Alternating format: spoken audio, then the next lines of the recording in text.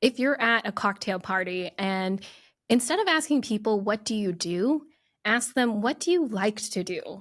Because I think that takes away so much pressure of attaching our identities to our careers. And then you can start to talk to people about what actually lights them up. Like, is it the underwater basket weaving? And I think that we as a society need to start shifting the conversation because we put so much pressure on our careers to be our everything that when it doesn't work out or when life happens or throws you a curveball, it can feel like devastation when your career isn't panning out to what you had expected it to be. Welcome back to this episode of Secrets of the Career Game. So many people are trying to navigate a corporate world that is laden with secrets, cleverly hidden, and unspoken rules to a game that most employees don't even know that they're playing. On this podcast, we try to give you a peek behind the curtains and some tips and tricks to ultimately make you successful in your career and help you progress a little bit faster. Well, welcome back, my lovelies, to another fabulous episode. Today, we have a very special guest who, if you checked into Milam's episode a few weeks ago on the charisma and the Riz factor, is actually a connection that I made through him. And I'm so excited to have her on the show. This is Kelly Poquiz Burke. And she is an executive coach. She's a keynote speaker. She's a podcast host of the Career Slay podcast, which we will go to at some point. And she has such an amazing journey. She beat breast cancer while pregnant during the pandemic and basically flipped her career on its head and went from a very successful career building brands and leading Super Bowl campaigns to launching Career Slay and motivating others to live their lives authentically. So Kelly, we are super excited to have you on today's show. Thank you so much, Kendall. I'm excited to be here. I've been such a huge fan, and I'm excited to have the conversation. It's going to be great. We were chatting before we started recording, and already I'm like, it's going to be so good. So why don't you tell people a little bit about your backstory? Because you have such a powerful journey of how you got to Career Slay. Why don't you get people up to speed a little bit on like, what was your professional background? What was that turning point? And where are you now so that they know kind of what we're working with today? Absolutely. So I'd like to sum up my career. The first part of my career was building brands that touch people's lives every day. So I spent the first part of my career on the advertising agency side, working on big campaigns like Super Bowl and the Olympics. I got to work on Nestle and GameStop and Chick-fil-A. And I had so much fun with just the combination of creativity and merging that with business problem solving. And at some point, I decided that, hey, I'm going to go back and I'm going to be a graphic designer because that's always been my passion. So I think I was 23 years old and I was going to quit my job. And I spoke to this design principal at my agency about, hey, I'm going to go do this thing. I'm going to go back to portfolio school. And he was like, hey, wait. Before you just blow up your career, why don't you come work for me? We have this need to have a brand manager in-house, and you can build your design skill set, be exposed to more creativity. And then at the same time, you can decide whether or not this is the right choice for you. So I go and I start working for this design firm, which was awesome because I'm a creative at heart, but I'm also a very analytical person as well. And I realized pretty quickly that I am not a designer. While I have a huge appreciation for pretty things and beautiful spaces, which is why I loved the design of your office and was just, oh my gosh, fangirling over it, I realized that I am much more of a person who is a connector and a collaborator. And so I decided at that point in time to go back, get my MBA.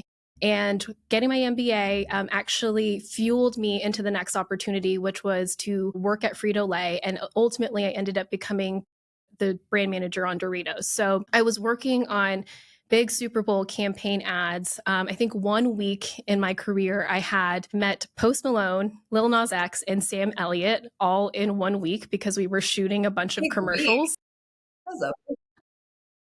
Yeah, and it was just like, what is my life? This is so cool. This is my dream job. And it was at the height of my career and at the height of getting my dream job that I suddenly found myself in a nightmare situation. And it was the beginning of 2020. I had just gotten back from a big work trip and I found this bump on my breast. And my doctor had gone in for an appointment. They basically called me while I was walking into a work meeting and they said, "Hey, I'm so sorry, Kelly, but it's breast cancer." And so at 30 years old, I was diagnosed with breast cancer. But then to top it all off, I had just found out a couple of weeks prior to that I was pregnant with my first child. And so I hadn't even told my parents yet that I was pregnant, and I had to break the devastating and joyful news all in one sitting. So it was completely just, a nuclear bomb like falling into my life. And a few weeks after that happened, so that was at the end of February of 2020, beginning of March 2020, the pandemic broke out. So I was battling cancer while pregnant, going to multiple doctor's appointments a week, trying to navigate both work and life, and just trying to figure out like, how do I survive? How do I keep doing my job? And how do I, like have a healthy pregnancy? And so what I realized through that experience was just how intertwined our personal and our professional lives are. And it made me realize that, life is too short to not be fulfilled in your career. And that was one of the reasons why I really came out of that experience and wanted to find work that like brought me joy. And so, long story short, spoiler alert, I'm okay. And I beat breast cancer. I have a beautiful baby girl. She's about to turn 5. And, now looking back, I realized that was one of the biggest parts of my journey that really catapulted me into this new career phase that really felt scary at the time to make that change. But I realized that there's just so much at stake. We don't know how much time we have on this earth. And so we have to live each day with intention.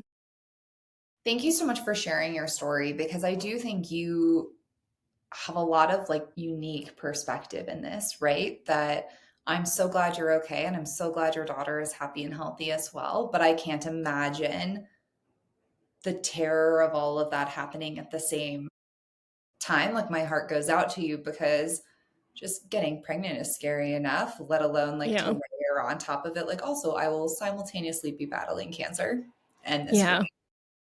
Two for the price of one. So I think you bring such a unique perspective, and also such just an incredible overcoming story.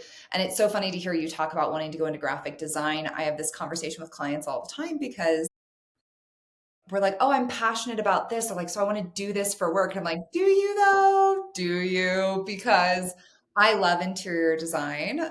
We were talking earlier about my office. Hmm. For those of you who don't know, my office in my house is like a giant fishbowl conference room. Like the whole thing is enclosed in glass. And it was like a big win for me. I haven't had my own office since I started working from home in 2019. This is my first like real big girl office.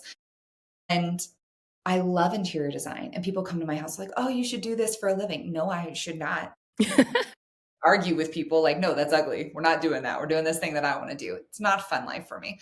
And shout out to the interior designers out there who do, because that's good for you, girl. But I do think that there's this unique intersection of like what we're really good at and what we're really passionate about that leaves us feeling fulfilled. And I know that this is something that you talk about as well. So what would you say when it comes to like, hey, we only have so much time on this earth? Life can shift at any moment. You want to feel satisfaction in your career. What does that look like? How does somebody find that satisfaction if they're listening to this and thinking, "I don't feel it now. This isn't it." Like, what is that next step? Yeah, absolutely. And so the first part of my career, I was always chasing that passion. I was always chasing, like, I want to find my dream job. And I felt like when I got to Doritos and I was leading brand marketing for avocados from Mexico, I was doing all of these things that felt like, oh, this is what I'm passionate about. I'm so good at marketing. I'm such a marketing girly. What I realized was that passion alone doesn't create fulfillment. Sure, it creates fun and you can have a lot of engagement and a lot of, gain a lot of great skills. But what I've found as I've gone through the phases and evolution of my career is that it's instead of chasing passion, it's about chasing purpose. And when you find your purpose, and for me, as I started to look inside and reflect on what was it that my unique skill set can contribute to the world, and what's my deeper reason for why do I want to work, and why do I want to do this work, it was because I wanted to motivate people to live their lives authentically. And I wanted people to feel like they had the agency to overcome fear and go after that career that they want to go after. And so instead of it being about passion, I think purpose is a much more sustainable pursuit when you are trying to look for career fulfillment. I love this. I'm snaps for that. This is my biggest internet pet peeve. You're all going to sit down while I soapbox for just 2 seconds. Is when these career coaches are like, follow your passion. You should be that rock climber, underwater basket weaver of your dreams. Like, no. Because, and I've talked about this before, I talked about this on my LinkedIn podcast episode. I don't believe in a dream job. I don't think it exists. I think there are really great jobs that are a good alignment of what you're good at. And to your point, what your purpose Mm-hmm. is, joy, what you want to give back to the world. But I don't think a dream job exists unless you're making it yourself, frankly. And so what ends up happening is we can be really hard on the role we do have because we're focused on this dream job that may or may not exist Mm-hmm. necessarily. And one that brings us more dissatisfaction in our current circumstances, right? Especially if you're early on in your career and you're like, oh, I want to climb the ladder and I want to get to that next role. And you're just like constantly in the grind. That's not going to bring you fulfillment. It's not going to bring you happiness. And so I love this broader perspective of like, what is the purpose behind what I do? What's the value of that purpose? And what I would add to that is like, and then where does that intersect with what you're really good at? And Yeah. that's where you lean in, because I could want a purpose of saving baby dolphins. Love them. Yeah. But if I'm not a very good swimmer, it's probably not the right intersection for me from like a job perspective, right? And so finding where you have overlap, I think is so key. And you did a big switch, right? From marketing, which is no easy feat. I always joke like 60% of my clients are marketers because it's a rough vertical, to career coaching and authenticity coaching and, purpose alignment. For you, what was that shift that took place where you were like, okay, yes, I'm in my dream job. Yes, it's great. Yes, I have now beat cancer and had a baby and my life is wonderful. I'm going to pivot all the way over here. Like, what was that moment for you, or what was that purpose light Yeah. bulb that went off that you were like, okay, now is the time and I'm going to make this switch? Yeah, I wish I could tell you that after I had cancer, I had this epiphany and, didn't go back to my old bad habits, but that is not the case. So instead, you would think I'd slow down, but instead of slowing down, I actually doubled down and Love had it. just this like fire inside of me that like I got to accomplish everything that I possibly can because I have this like one life, and ended up getting like promoted 3 times after being on the Doritos brand manager role, and then just completely worked myself into burnout, quite frankly. And it culminated in this one moment where I'd been traveling a lot for work and going to conferences and speaking on industry stages and, going to production shoots. And I got home and I was tucking in my 3-year-old daughter into bed. And I ask her this question. I say, how can I be a better mommy? And she looks at me with her big brown eyes and she says, don't leave us. And Mm. that moment really just put everything into perspective. For me, I thought this entire time I was trying to prove to her that you can be an ambitious career woman and still have like a beautiful family and do all of these things. And what I realized was I was overcorrecting in the wrong direction. And I was really needing to find that alignment in my life. And what I mean by finding life work alignment is finding alignment with the vision that I had for my life, with my values, with my passions and my purpose, because I was really just trying to grind and hustle so hard for what I thought was success. And it didn't actually turn out to be success. What looked really shiny on the outside felt really crappy on the inside. And so that moment when she and I had that interchange, it really changed my perspective on what does success mean to me. And I had to look inside and redefine that definition of success that I had held on to for so long, which was previously achieving, climbing the ladder, getting the title, the status, the salary. And now I've redefined that into being having the freedom and the flexibility to do work that I truly love. And so from that moment, I decided I was going to take a career break. At the end of 2023, I just left my full time job. I didn't have anything lined up. It was scarier than quitting my job was scarier than getting my cancer diagnosis because it was something that I was choosing, not something that just happened to me.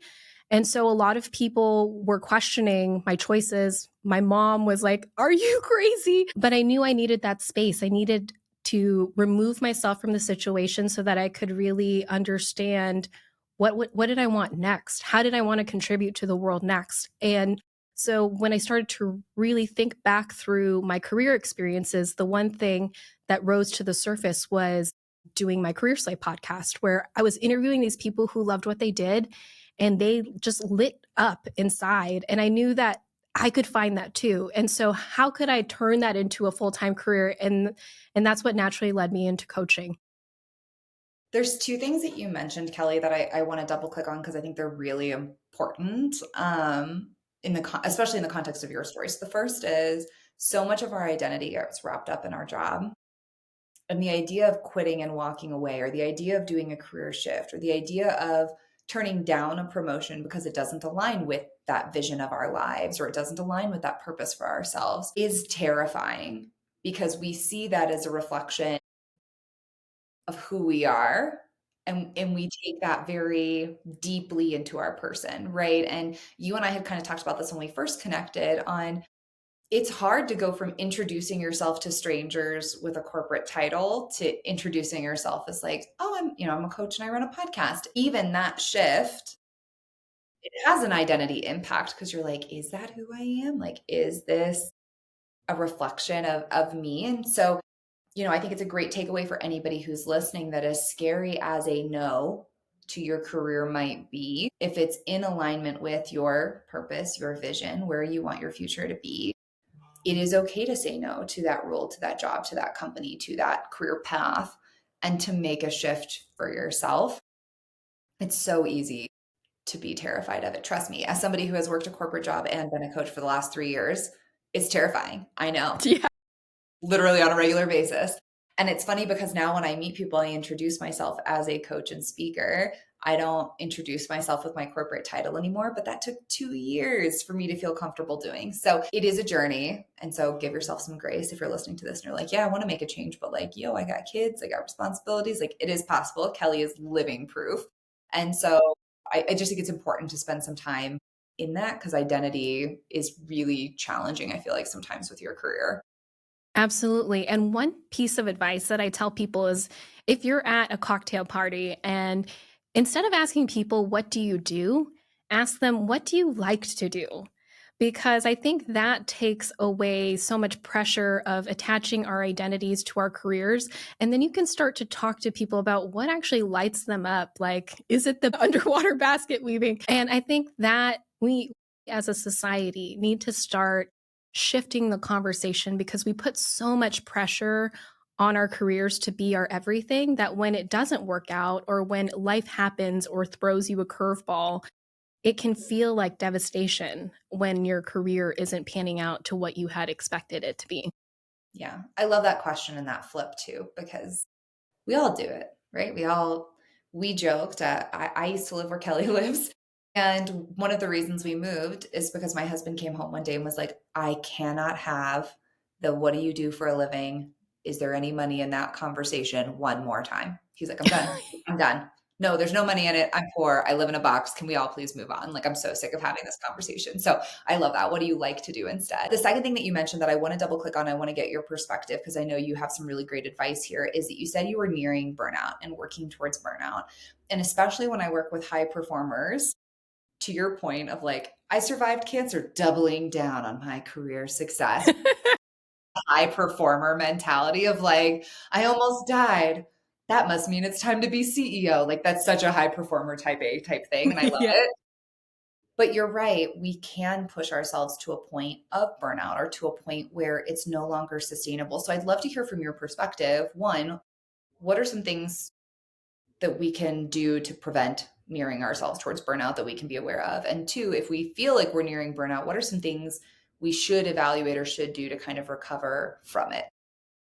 Yeah, absolutely. And I will share just a very personal experience. So, after I doubled down and kind of wanted to grow my career and be like superwoman in that sense, one of the ahas and moments that I was realizing that this, my burnout is not a badge of honor is I was so stressed out that I had started to get these headaches and they would last for weeks. And I think I had reached out to my oncologist because I was still seeing him for checkups and making sure I'm okay.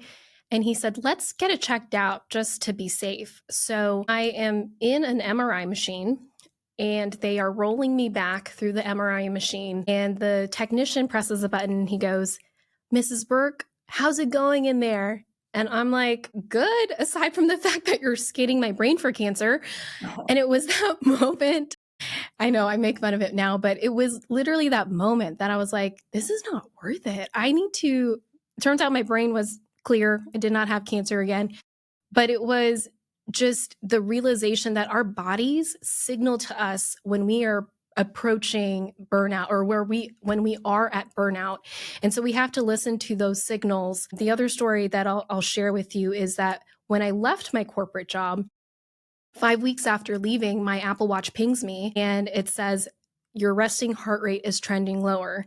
And so I Google it because I'm like, oh my God, am I dying? Like, what does that mean? And Which it at turns this out to point be a might be good thing. true. Which at this point might be Yeah. true for Kelly. She's like, am I dying again? Is this really Yeah. okay? And it was a good thing. And so I had told my doctor, he was floored. The only change I had made was I had left my job. And so it was just this my body signaling back to me that like, hey, you got to manage your stress, you got to manage your burnout. Don't let it get to that point of your body sending signals and you thinking that the sleepless nights, the, skipped workouts, the eating junk food and on the go is going to not catch up to you. It absolutely will. So you had asked, like, what do you do when you're at that point of burnout? What do you do when you're at that point where you are trying to manage your stress level? I did a couple of things. The first was that I sought out help.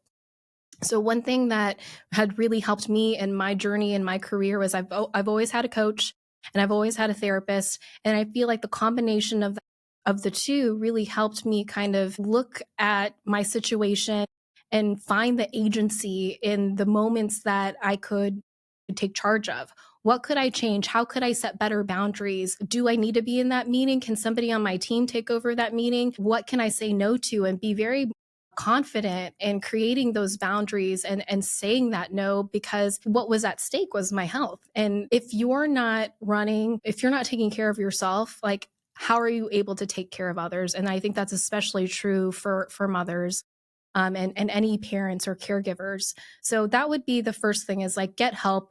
I would also, I created a, you know, list of like all the activities that I did and what percentage of my day was attributed to each of these activities. So, for example, like how much time am I spending with my husband? How much time am I spending in meetings? How much time am I actually? So, I did an audit of my time and I thought to myself, like, what percentage do I actually want my time to be? And how can I start to shift things around so that I'm the one who's creating the schedule and the schedule is not taking over my life. So a couple of those things. And the other thing that I would incorporate back into that is movement, getting that daily exercise in.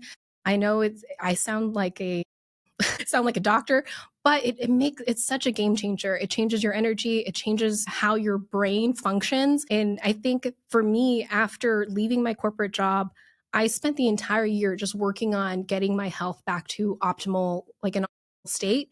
And I tell you that it's unlocked so much more from a professional and a personal standpoint just because I decided to take care of myself. These are all such great things that you should do. I especially love a good time audit. I make most of my clients do this when they start working with me because you mentioned boundary setting. And I think that sometimes setting boundaries can be really easy, but maintaining them can be really hard. Of like, it's easy to say, I'm going to log off at 5 and set that boundary. But then when it's 5 o'clock and your boss pings you and asks for something else, do you end up staying? Right? And like, how do you maintain that over time? And so being able to see where your time is going and on what type of tasks and what type of work, I think can be really powerful, both to avoid burnout, but also just to manage yourself effectively. And I want to connect this back with something that you said at the top of the episode is you had said, oh, now I can't remember how you said it. Work life integration, work life, you didn't Life work alignment. life work alignment. See, there we are.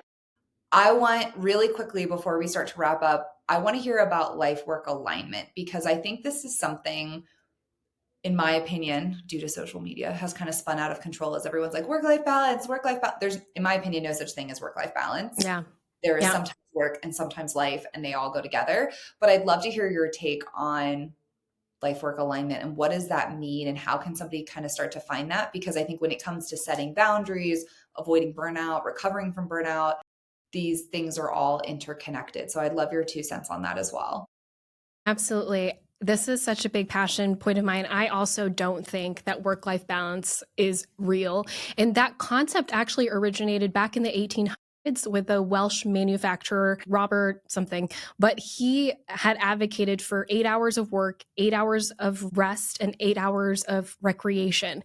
And so when you think about that concept of work life balance, you are essentially equating equal parts time of work to life, and life just doesn't happen that way. So a concept that I like to introduce to my clients is life work alignment, which is instead of taking it as like equal parts life and work, what we're doing is we are aligning the most important priorities in our life. And so when you're aligned, think about it like a spine.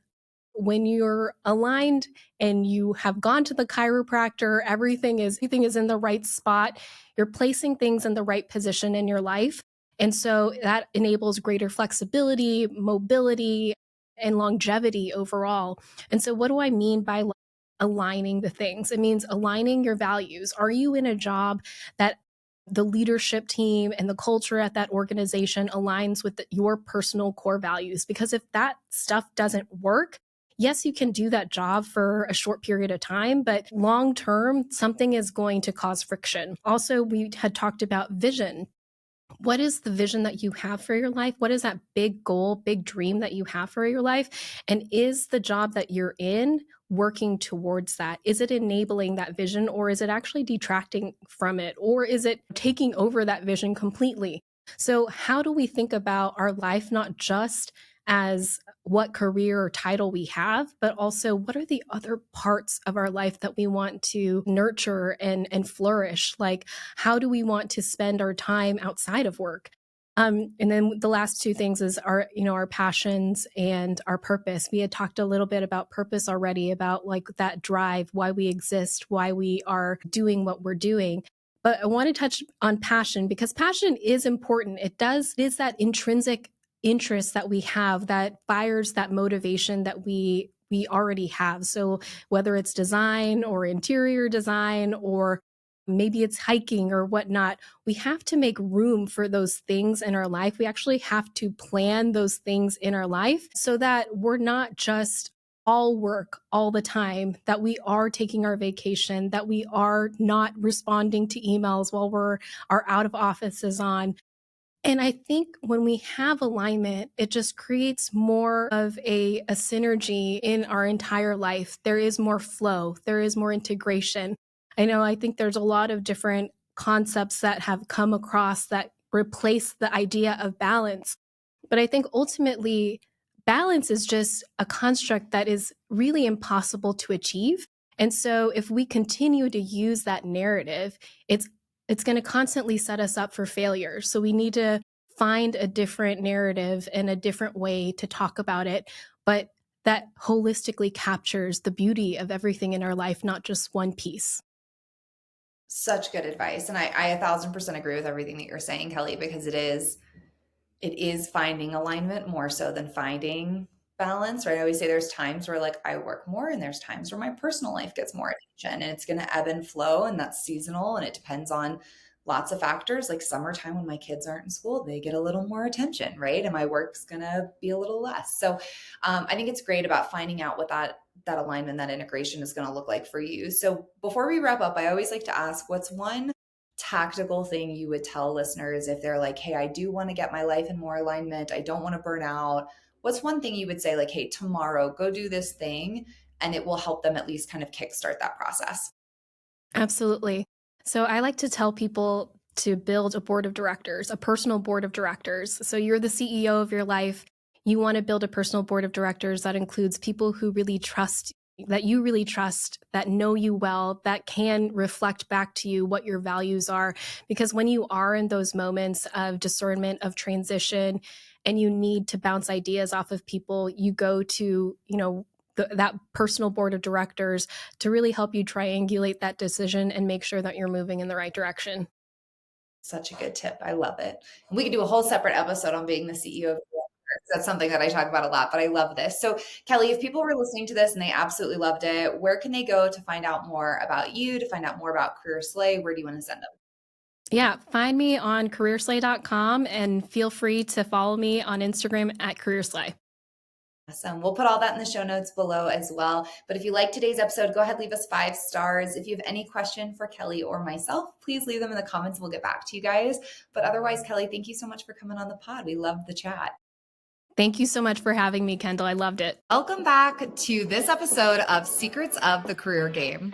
So many people are trying to navigate a corporate world that is laden with secrets, cleverly hidden, and unspoken rules to a game that most employees don't even know that they're playing.